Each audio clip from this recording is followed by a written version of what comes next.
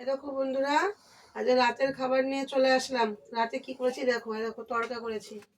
তোমাদের দাদা ভাই অনেকদিন ধরে তড়কা দিয়ে রুটি দিয়ে খাবে বলছিল, করার হয়েছিল না, আজকে করেছে। দেখো তড়কা,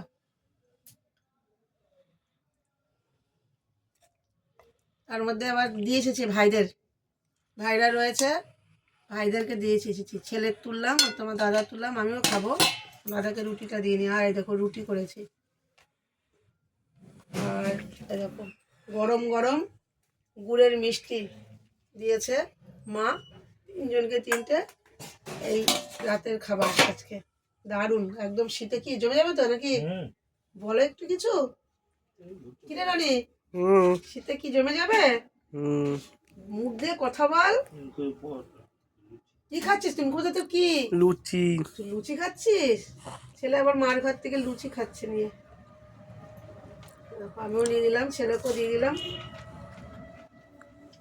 তোমরা কে কে খাবা চলে আসো। শীতের দিনে রাতের বেলা রুটি তড়কা ভালোই লাগে খেতে, কেন বলো? সাথে আছে পেঁয়াজ, একদম জমে ক্ষীর।